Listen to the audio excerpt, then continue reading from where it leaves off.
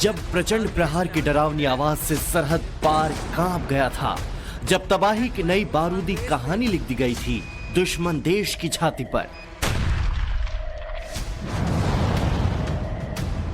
जब प्रपंची पड़ोसी के आंगन में शत्रु विनाशक ब्रह्मास्त्र दाग कर आतंक के अड्डों को नेस्तनाबूद कर दिया गया, जब पाकिस्तान के अहम सैन्य ठिकानों को ध्वस्त कर दिया गया, को घुटनों पर ला दिया था हिंद के वायु वीरों ने, तब अचानक हुए शांति समझौते ने समूचे हिंदुस्तान को चौंका दिया। लोग अब भी जानने की कोशिश कर रहे हैं कि पाकिस्तान को पीटकर भारत शांति के रास्ते क्यों बढ़ा। कहीं ये किसी बड़े तूफान से पहले की शांति तो नहीं है? क्या पाकिस्तान में महाप्रलय की नई डेट आने वाली है? क्या समर अभी शेष है? आगे का वक्त बहुत विशेष है। ये प्रश्न यूं ही नहीं पूछे जा रहे हैं। असल में युद्ध विराम के ऐलान के बाद भी जो परिदृश्य दिख रहा है, जैसे संकेत मिल रहे हैं, जो संदेश दिए जा रहे हैं, जो घटनाएं हो रही है, उसे समझिए जरा। सीज फायर के ऐलान के चंद घंटे बाद ही पाकिस्तान ने उसे तोड़ दिया। भारत पहले ही कह चुका है कि अब कोई आतंकी हमला वॉर ऑफ एक्ट माना जाएगा। भारतीय वायुसेना ने कहा कि ऑपरेशन सिंदूर अभी भी जारी है।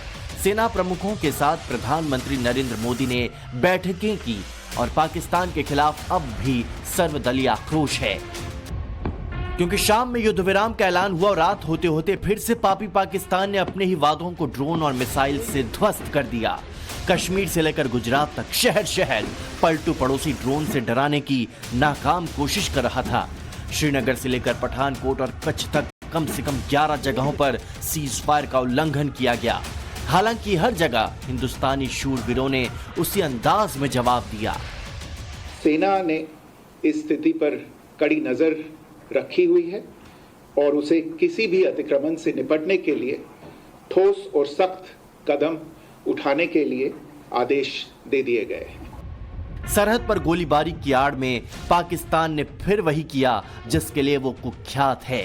सीज फायर तोड़कर दहशतगर्दों को हिंदुस्तान की सीमा में घुसाने की कोशिश की, लेकिन भारतीय सेना ने नाकाम कर दिया।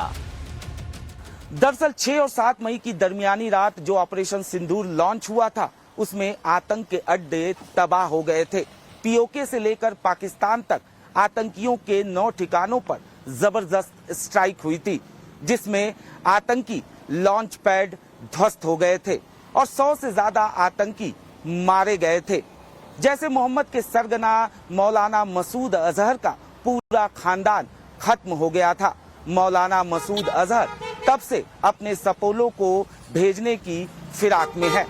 के ऐलान से ठीक पहले ही मोदी सरकार ने नई लक्ष्मण रेखा खींच दी थी।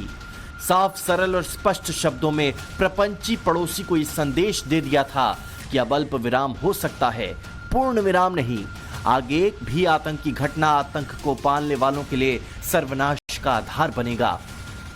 केंद्र सरकार ने बड़ा फैसला लेते हुए ये साफ कर दिया है कि किसी भी आतंकवादी हरकत को एक्ट ऑफ वॉर यानी भारत के खिलाफ युद्ध की कार्रवाई माना जाएगा।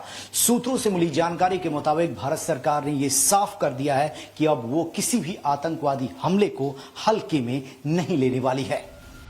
यही वजह है कि सीज फायर के ऐलान के बाद जब सेना के अधिकारी मीडिया के सामने आए तो पड़ोसी मुल्क को चेताते हुए कहा कि उसकी थोड़ी सी गलती बारूदी आफत लेकर आएगी।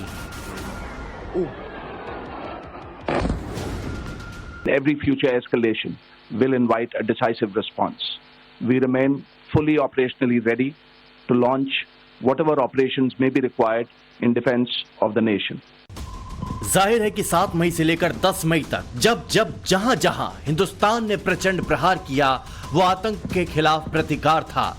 हालांकि दहशतगर्दी के विरुद्ध भीषण युद्ध अब भी जारी है। इसे साफ कर दिया है भारतीय वायुसेना ने।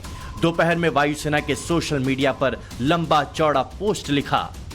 भारतीय वायुसेना ने ऑपरेशन सिंदूर में अपने सौंपे गए कार्यों को सटीकता और व्यावसायिकता के साथ सफलतापूर्वक अंजाम दिया है। ऑपरेशन राष्ट्रीय उद्देश्यों के अनुरूप सोच समझकर और विवेकपूर्ण तरीके से संचालित किए गए। चूंकि ऑपरेशन अभी भी जारी है, इसलिए समय रहते विस्तार से जानकारी दी जाएगी। जाहिर है कि बहावलपुर से लेकर मुजफ्फराबाद तक वायुसेना ने ही आतंक के अड्डों को इंच इंच तबाह कर दिया था। मिसाइल और बम से मरकज और टेरर ट्रेनिंग सेंटर तक को ध्वस्त कर दिया था। पाकिस्तान को उसकी हैसियत बताई थी। जब वायुवीर कह रहे हैं कि ऑपरेशन सिंदूर अभी शेष है, तब हिंदुस्तान की आर्मी भी कह रही है कि वो तैयारी उसकी भी पूरी और पक्की है भविष्य के लिए। इंडियन आर्म फोर्सेस पूरी तरह से तैयार है, सतर्क है और भारत की संप्रभुता और अखंडता की रक्षा के लिए पूरी तरह से कमिटेड है। सेना जब किसी भी एक्शन के लिए तैयार रहने की बात कर रही है, तब सूत्रों के हवाले से एक बड़ी खबर आई है। के मुताबिक नरेंद्र मोदी ने अमेरिकी उपराष्ट्रपति जेडी वेंस से साफ कहा कि अगर पाकिस्तान कुछ करता है तो जवाब और भी विनाशकारी होगा। प्रधानमंत्री मोदी ने कहा है कि पाकिस्तान की ओर से अगर गोली चलेगी तो हिंदुस्तानी सेना गोला दागेगी। सूत्र बताते हैं कि पीएम ने कहा कि पीओके को लौट आना ही पड़ेगा। पीएम ने कहा कि पाकिस्तानी जब आतंकियों को लौटाएंगे तभी बातचीत होगी। प्रधानमंत्री मोदी जब ये प्रतिज्ञा दोहरा रहे हैं, तब देश के पावर सेंटर में बैठकें भी हो रही है। फिर से प्रधानमंत्री नरेंद्र मोदी के आवास पर बैठक हुई, जिसमें सीडीएस थे, तीनों सेना के प्रमुख थे, एनएसए अजीत डोभाल थे, रक्षा मंत्री राजनाथ सिंह, विदेश मंत्री एस जयशंकर और दूसरे अधिकारी मौजूद थे। सीज फायर के बाद ये पहली बैठक थी। जाहिर है कि इसमें सीज फायर और आगे की रणनीति पर चर्चा हुई। हालांकि 12 मई को दोनों देशों के डीजीएमओ लेवल की बैठक होने वाली है। वो बैठक जिसकी पटकथा पाकिस्तान के घुटनों पर आने के बाद अमेरिका में लिखी गई थी, जिसकी जानकारी सबसे पहले डोनाल्ड ट्रंप ने सोशल मीडिया पर दी थी। इसके लिए अमेरिकी विदेश मंत्री मार्को रूबियो ने दोनों देशों के विदेश मंत्रियों से संपर्क साधा था। सरकारी सूत्रों के अनुसार 10 मई की सुबह भारतीय वायुसेना के विमानों ने पाकिस्तान वायुसेना के प्रमुख ठिकानों को निशाना बनाकर ब्रह्मोस ए, जो हवा से दागी जाने वाली क्रूज मिसाइल है, उससे प्रहार किया। हमलों के तुरंत बाद भारतीय खुफिया एजेंसियों ने पाकिस्तानी डिफेंस नेटवर्क पर हाई अलर्ट मैसेज फ्लैश होते हुए देखा कि भारत अगला निशाना पाकिस्तान के परमाणु कमांड और नियंत्रण ढांचे को बना सकता है। इसी समय पाकिस्तान ने तुरंत बीच बचाव करने के लिए अमेरिका से संपर्क किया। सरकारी सूत्रों के अनुसार अमेरिकी अधिकारी तनाव बढ़ने की आशंका में पहले से ही दोनों पक्षों के संपर्क में थे। ऐसा माना जा रहा है कि अमेरिका ने तटस्थ रुख बनाए रखते हुए इस्लामाबाद को एक कड़ा संदेश दिया कि बिना किसी देरी के तनाव कम करें। पाकिस्तान ने अमेरिका की हर बात मान ली। इसके बाद वॉशिंगटन, दिल्ली, इस्लामाबाद के बीच ताबड़तोड़ टेलीफोन की घंटियां बजीं। अमेरिकी विदेश मंत्री ने पाकिस्तानी आर्मी चीफ, वहां के विदेश मंत्री से बात की। फिर प्रधानमंत्री मोदी और शहबाज शरीफ से अमेरिकी उपराष्ट्रपति और विदेश मंत्री की बात हुई। फिर 10 मई की दोपहर 3:35 पर पाकिस्तान के डीजीएमओ ने भारत के डीजीएमओ को फोन किया। दोनों देश शाम 5 बजे तक सीज फायर लागू करने पर सहमत हो गए। हालांकि 3 घंटे में ही पाकिस्तान ने सीज फायर तोड़ दिया तो सत्ता के विरोधी भी आक्रोशित हैं। पाकिस्तान आतंकवादियों का एक गढ़ बन चुका है। खुलेआम पाकिस्तान की सरकार आतंकवादियों को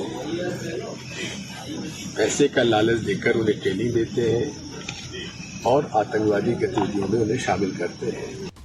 हालांकि प्रधानमंत्री नरेंद्र मोदी ने भी साफ साफ कह दिया है कि ऑपरेशन सिंदूर अभी शेष है।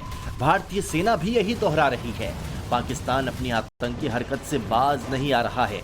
इसलिए लोगों के मन में ये सवाल है कि ये सीज फायर कहीं किसी बड़े तूफान से पहले की शांति तो नहीं है? क्या पाकिस्तान में महाप्रलय की नई डेट आने वाली है? ब्यूरो रिपोर्ट, टाइम्स नाउ नव भारत।